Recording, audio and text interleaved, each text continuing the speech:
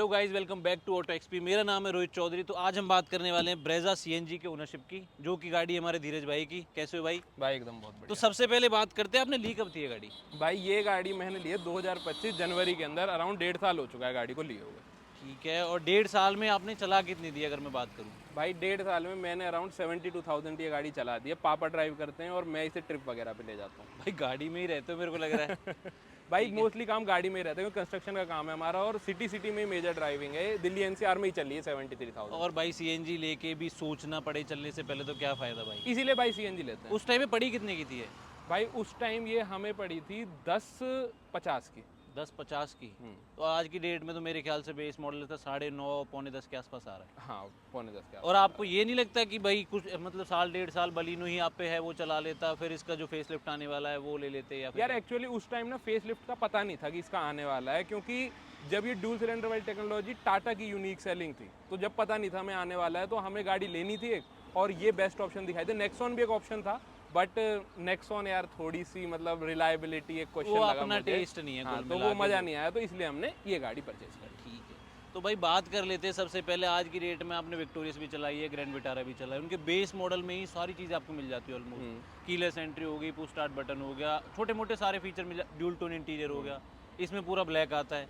तो कहीं वो चीज़ मिस करते हो कि भाई इसमें भी उन्हें देना चाहिए था? भाई देखो वो गाड़ी भी अपनी है, मितेश भाई ने ली है, एक हमारे जो कैमरे के पीछे नितिन भाई ने ली है वो गाड़ी। तो देखो बात तो है कि वो फीचर्स जो उधर मिल जाते हैं वो इसमें नहीं मिलते एकदम। आप ये मान लो सिर्फ ये चलता हुआ एक डिब्बा है अगर फीचर्स की बात करो आप, तो क्योंकि चाबी से आपका ऑन होगा, पीछे आपके बस वो बटन जो है अपने शीशे ऊपर नीचे करने वाले, बस वो एक चीज़ है जो इसमें फीचर के नाम पे है, वरना सब कुछ इसमें बाहर से कराया हुआ है A to Z। हाँ, मतलब वो ये है कि बस काम चलाने को, नाम को गाड़ी है। नाम को गाड़ी है, बस ये देखो माइलेज ऐसे दे देते कि मैं खुश हूँ, इस बात से भी कोई तो दिक्कत एक बार अंदर बैठ के बात करते हैं गाड़ी में कंफर्ट कैसा है, क्या है। बिल्कुल। आ जाओ। तो भाई जो अभी हम बाहर बात कर रहे थे, आपने विक्टोरिया चलाई है, देखी है हमारे नितिन भाई ने ली, उसमें ड्यूल टोन इंटीरियर आता है, तो कहीं ना कहीं इसे मिस करते हो कि भाई ये ब्लैक है पूरी या नहीं? बिल्कुल भाई, अब देख लो मतलब ये पूरा पूरा प्लास्टिक है, और प्लास्टिक भी एकदम लो क्वालिटी, मतलब सॉफ्ट टच के नाम पे। तो मतलब ये नकली वाला भाई जो मैंने सीट ये लगवाया हुआ है आर्मरेस्ट, ये है भाई। उनमें सॉफ्ट टच के नाम पे यहाँ पे कपड़ा वगैरह आ जाता है साइड हाँ, में, कपड़ा थोड़ा वगैरह बहुत आता ये है, यहाँ कलर पे वगैरह भी डिफरेंस हो जाए तो भी फर्क पड़ ड्यूल जाता टोन होता है, उसका बहुत फर्क पड़ता है। एसी के कंट्रोल चेंज कर दिए उन्होंने पूरे। है। भाई चाबी लेके घूमना इज चाबी लेके- आल्सो सही समथिंग बात जो है मैं भाई। मिस करता हूँ कि भाई अगर थोड़ा सा ऊपर मॉडल ले ले तो शायद पुश स्टार्ट आ नहीं, 10.5 लाख में आपको एटलीस्ट भाई पुश स्टार्ट तो देना चाहिए था, जो अब दे रहे हैं वो लोग। जाए। बिल्कुल। और यहाँ पे ना आपको इस पे कुछ कंट्रोल मिलता है, ये भी आप बहुत मिस करते होगे। तो बिल्कुल। चलो वो चीज़ अलग है, हम बात करते हैं जब आपने गाड़ी ली है, चला रहे हो, आपने इतनी चला दी है, तो कैसा इसका आपका मतलब सिटिंग कंफर्ट आपको लगता है, कैसा हेड रूम है, क्या steering यार की है? देखो मैं आपको बताऊं, हेड रूम तो इसमें बहुत ज़्यादा ठीक है है। Compare to any other car, और स्टेयरिंग की पोजीशन ही मुझे इसकी ठीक लगती है। लेकिन इशू है भाई सीट के अंदर, और जो आजकल ना यार सारी कंपनियां कर रही हैं, मतलब बिल्कुल भी थाई सपोर्ट नहीं मिलता आपको इस गाड़ी के समझ अंदर। गया। देखो मैं 10 लाख में एक्सपेक्ट भी नहीं करता, बिल्कुल कंफर्ट दे दो, लेकिन एटलीस्ट थाई सपोर्ट तो इतना दो जो नेसेसरी है। मतलब अब मैंने इसको अयोध्या तक चलाया, इस गाड़ी को प्रयागराज तक चलाया है, तो वहाँ पे मतलब इससे मैं खड़ा होता था ना, मेरे को ऐसा फील हो रहा है जैसे पैर जम गए हैं। लेकिन वही सेम सफ़र मैंने नेक्सॉन से भी करा है, और वहाँ पे गाड़ी में 100 कमियां होने के बाद भी मेरे को ऐसा फील हुआ कि मैं तो भाई अभी जस्ट सोफे से उठ के आया हूँ। मैं नॉन स्टॉप 700 किलोमीटर चला गया था और कुछ भी नहीं पता लगा। क्योंकि एक थाई सपोर्ट ऐसी चीज़ है ना कि छोटी हाइट वाले को भी कोई तंग नहीं करने का। तंग नहीं करने का, तो बिल्कुल। ये तो इन्हें देना चाहिए नॉर्मल। भाई अब चक्कर ये देखो, मैं यहाँ पे बैठा हूँ, यहाँ पे कोई दिक्कत नहीं है, यहाँ पे मैं थोड़ा पैर सीधे भी कर सकता हूँ, लेकिन अगर आप गाड़ी चला रहे हो तो वहाँ पे थोड़ा मैटर करता है थाई सपोर्ट वगैरह ज़्यादा। ये तो हो गई भाई हमारे थाई सपोर्ट की बात। अगर मैं बात करता हूँ इंफोटेनमेंट की, क्योंकि चलाते हुए ये चीज़ भी बहुत मैटर करती है। आपको इसका मीटर कभी लगा आउटडेटेड या कुछ आज का देख के? यार देखो कई लोग कहते हैं कि मीटर आउटडेटेड लगता है, पर मुझे तो ये पर्सनल जो सुइयां हिलती हैं ना भाई, मेरा तो पर्सनल ये फेवरेट है। क्योंकि मजा जब ही आता है जब भाई सुई हिलती दिखे, वो नंबर बढ़ते हुए देखे मुझे मजा नहीं आता पर्सनली। बट हाँ, पापा का कहना है ऐसा कि यार डिजिटल होता तो ज्यादा बेहतर रहता, क्योंकि उसमें बहुत सारी चीजें दिख, टायर का प्रेशर दिख जाता है, माइलेज वाइलेज सब 1 मिनट में एक क्लिक पे दिख जाता है। तो इसमें थोड़ी सी मेहनत करनी पड़ती है। और ये वो अगर आप सब दिल्ली चीजें वगैरह करने जाते हो, डिजिटल मीटर का फ़ायदा ये हो जाता है, स्पीड आपको एग्जैक्ट हाँ। पता लगती रहती है, 50 है 52 है। ठीक है। और अगर मैं बात करूँ इसकी म्यूजिक सिस्टम की, आपके स्टीरियो की, बेस मॉडल में आज की डेट में विक्टोरियस में जैसा आप जानते हो, या फिर ग्रैंड विटारा की बात करूँ, उसमें कंपनी का आता है 7-8 इंच का जो भी आता है, इसमें नहीं आता था। तो क्या कभी कमी फील हुई कि वो यार मिल जाता? एक्चुअली बात ये है कि विक्टोरियस के अंदर वो बेस मॉडल के साथ आ रहा है। ये मैंने मारुति से ही लगवाया है। मारुति ने मुझे ये 21,000 रुपए का दिया है, सिर्फ screen not about the speaker तो है ही नहीं इसमें इंक्लूडेड। तो मतलब मुझे पर्सनली लगा अगर मारुति के ब्रेजा के साथ आ जाता, जो शायद कह रहे हैं इस वाले फेसलिफ्ट में आने वाला है, तो ज़्यादा बेहतर रहता। तो भाई वैसे देखा जाए तो 10 साढ़े 10 के आसपास की उस टाइम पड़ी थी, 20-21 हज़ार का ही हो गया, फिर मैट इंक्लूडेड बता रहा हूँ मैं। अच्छा 10.5 इंक्लूडेड है ना, फिर ठीक है। मगर 10.5 के बाद अगर ये लगाया फिर तो मतलब क्या है ऐसा जो 10.5 की गाड़ी बिक रही है, क्योंकि विक्टोरियस आज की डेट में 11.5 11.10 की आपको पड़ जाती है भाई। विक्टोरियस तो बहुत ही जबरदस्त पैकेज है, नितिन ने लिया, मतलब मेरे को तो बड़ी वैल्यू फॉर मनी लगी। इतनी बड़ी गाड़ी और सब चीज अवेलेबल है, कुछ भी कमी नहीं, एक कमी नहीं दिखी मेरे को उस गाड़ी के अंदर। वही अगेन थाई सपोर्ट की थोड़ी सी मुझे उसमें भी कमी लगी। ठीक है, ये तो हो गई भाई वो सारी बातें जिससे कि नॉर्मल आदमी ज़्यादा नहीं सोचता, लेकिन आज की डेट में सीएनजी लेने वाला सबसे पहले देखता है गाड़ी की माइलेज। तो बात कर लेते हैं गाड़ी की माइलेज की। तो ये सीएनजी पे आपको कितनी माइलेज देती है? भाई देखो, सीएनजी की माइलेज ऐसी है, चलाने के ऊपर है। और मैं अगर अपना बताऊं, मैं जिस तरीके से चलाता हूँ, प्रयागराज जो हमारा I think Purvanchal express way कहते हैं उसे, मैंने उस पर 160 की स्पीड पे नॉन स्टॉप रन करके देखा था इसे, लखनऊ या I think Prayagraj, I don't know. उस पे इसने पूरे टैंक पे मुझे 135 किलोमीटर की range the. That was around 160 की स्पीड पे बात 160 की स्पीड पे। तो 18 किलोमीटर की माइलेज इतनी स्पीड पे देना तो बहुत अच्छी चीज है। बाकी मुझे जिसमें कि 5 लोग बैठे थे, एसी चला हुआ था, एसी चला हुआ था 2 के ऊपर। और मेन चीज जो मुझे इसकी माइलेज में थोड़ी सी कमी लगती है, देखो माइलेज तो नो डाउट ये गाड़ी बढ़िया दे रही है, लेकिन फ्यूल टैंक इसका इतना छोटा है, मेरे को हर 200 किलोमीटर से पहले इस गाड़ी के अंदर सीएनजी भरवाने के लिए रुकना ही भाई। यहाँ पे मैं आपको थोड़ा आपकी बात से डिसएग्री करता हूँ। आप पे बलिनो है, आपको इसलिए लगता है क्योंकि उसमें आफ्टर मार्केट सीएनजी है। हाँ। अगर आप विक्टोरियस की बात करते हो, उसमें भी आज की डेट में नॉर्मल फरीदाबाद में अगर बात करूँ 6-6.5 किलो सीएनजी आती है। हाँ, इतनी ये कंपनी की थोड़ी ज्यादा ही आती है, कंपनियों का थोड़ा है भाई, जो कंपनी फिटेड सीएनजी होती है उसमें सिलेंडर ही इतना ही देते हैं। भाई पता नहीं क्यों सिलेंडर छोटे देते हैं, मेरे को तो लगता है पर्सनली थोड़ा सा बड़ा हो जाए तो ज्यादा। नहीं, बड़ा हो जाना चाहिए, क्योंकि अब गाड़ी की एवरेज है मान लो 150 किलोमीटर चलती है, हर 150 किलोमीटर में भरवा तो थोड़ी घूमूंगा। और यार आजकल भाई सीएनजी में बहुत ही भीड़ है, मतलब मैं पर्सनली मुझे लगता है अगर डीजल ले लेता तो ज्यादा बेहतर रहता, पर डीजल होती तो शायद 70,000 चला नहीं पाता। मतलब ये तो हो गई हाईवे पे 160 की बात। अगर मैं बात करूँ नॉर्मल जैसे आप चल रहे हो 80 90 100, सिटी में अगर बात करूँ, दोनों में कितना एवरेज का डिफरेंस है? कितना? देखो सिटी में ये 20 से 22 की एवरेज दे देती है, और हाईवे पे जब मैं इसे तमीज से चलाऊं, अगर तमीज का मतलब मैं कहूँगा 80 से 120 के बीच 3000 आरपीएम पे भी चलाऊं, तो भी ये गाड़ी मुझे अराउंड 25 से 27 के बीच की माइलेज देती है। मतलब मैं सरप्राइज इस चीज़ के लिए हूँ कि जो मुझे मारुति ने प्रॉमिस करी थी 25, उससे भी ज़्यादा माइलेज देती है, करीब करीब 27 भी दे देती है अगर प्यार से चलो तो। नहीं, वो चलाने का फर्क थोड़ा हो जाता है। अभी हम जैसे 3 लोग गए थे, हाँ, तो इसमें 27 के आसपास की 27 की माइलेज दी थी। तो भाई जैसे इतनी गर्मी पड़ रही है आज की डेट में, आपको इसके एसी में कोई कमी लगी आज तक? भाई देखो, एसी अभी 72,000 गाड़ी चल चुकी है और मैंने आज तक इसमें कुछ भी नहीं छिड़वाया और मुझे कोई कमी नहीं लगी। मैं 2 पे करके चलता हूँ जनरली एसी, तो मुझे हाईवे पे जरूरत पड़ जाती है भाई थोड़ी देर में बंद करने की, क्योंकि ठंड लगा के रखता है एसी। बाकी आगे का मैं बता सकता हूँ, क्योंकि मैं ड्राइविंग सीट पे बैठता हूँ या बराबर में बैठता हूँ। पीछे आप बैठते हो भाई, तो आप ही बता दो। भाई हम इस गाड़ी में पीछे भी बैठे हैं, चलाई भी है मैंने ये गाड़ी। पीछे इसमें वेंट है, लेकिन वो मतलब वेंट ही है, सिर्फ ये है कि हवा घुमाते रहते हैं वो, ऐसा कुछ नहीं कि अलग कंप्रेसर इसमें लगा हुआ है।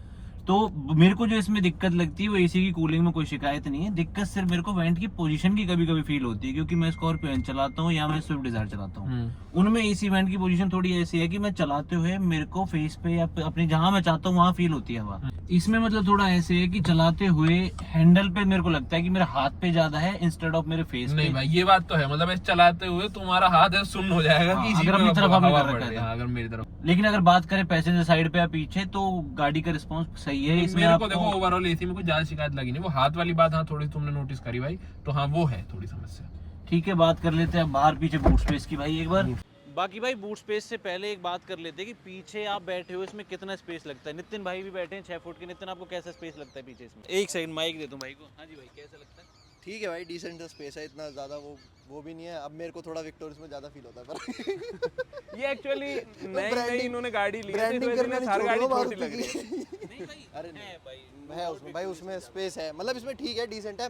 बीच वाला बंदा परेशान हो गया, पर इसमें विक्टोरियस में इतना परेशान नहीं होगा। हाँ, इसमें बीच वाला ज़्यादा परेशान होगा। अब ये तो भाई सीट बढ़िया है, कवर बैक वाली सीट या फिर सीट कवर कह लो या कुछ भी, पर बीच वाला बंदा भाई परेशान होता है। हरिद्वार गए थे तो भाई मैं तो दुखी हुआ था। हाँ, नहीं पीछे नहीं बैठ सकते भाई।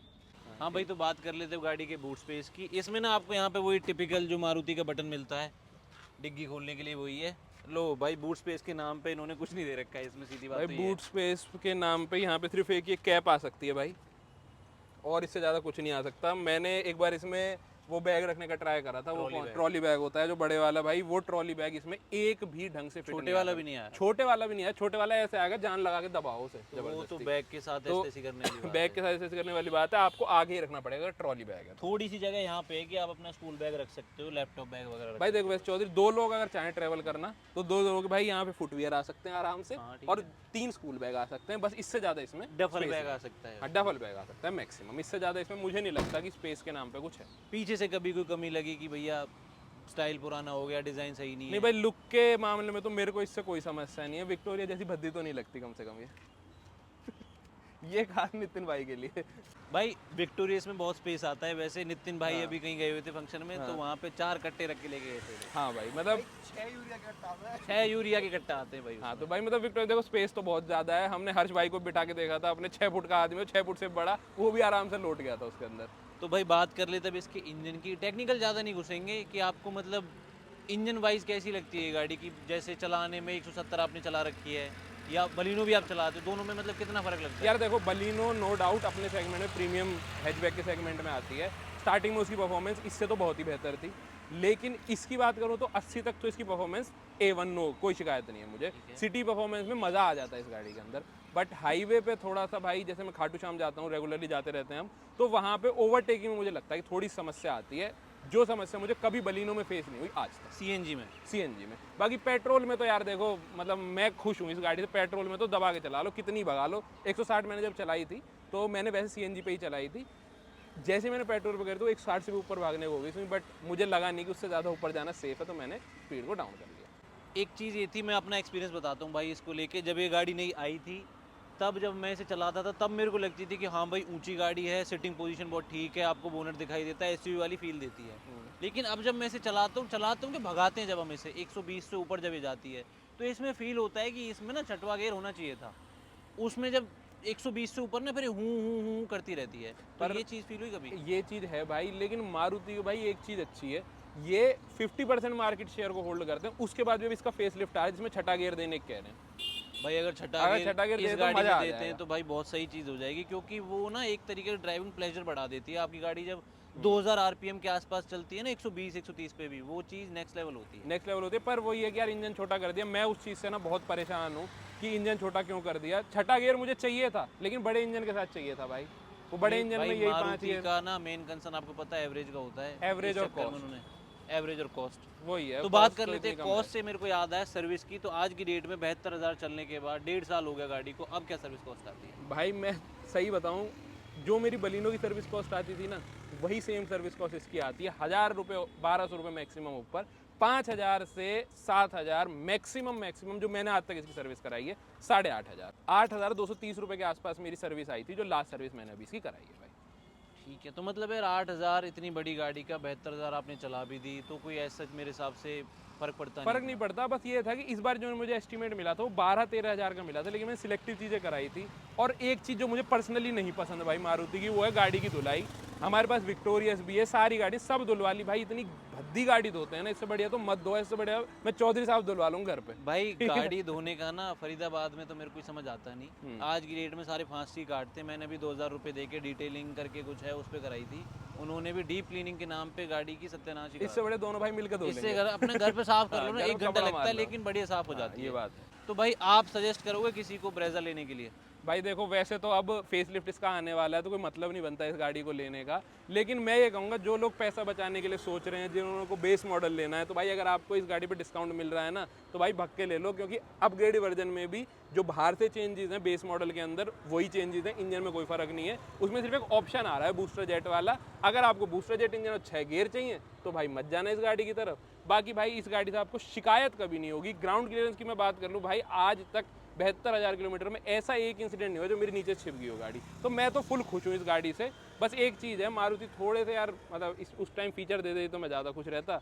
बाकी ठीक है, थोड़ा स्पेस इंप्रूव और कर लें, बस यही मेरी 2 चीज़ें। भाई अगर आप इस गाड़ी का माइलेज टेस्ट एसी ऑफ करके, एसी ऑन करके, पहाड़ों पे, पेट्रोल पे, सीएनजी पे, सिटी में जो भी देखना चाहते हो, सारा चैनल पे पड़ा हुआ है, आप जाके देख सकते हो। और साथ में ही इसका अभी ड्राइविंग एक्सपीरियंस भी आने वाला है कि कैसी सच में चलाने में गाड़ी है। लोग चैनल को सब्सक्राइब करके रख सकते हो, क्योंकि यूट्यूब सारी वीडियोस आप तक नहीं पहुंचाता है। और नोटिफिकेशन बटन को टैप जरूर कर लीजिएगा। तो ये था भाई हमारा ब्रेजा CNG का ओनरशिप एक्सपीरियंस। कैसा लगा आपको कमेंट सेक्शन बताइएगा। Hope you guys have enjoyed our video.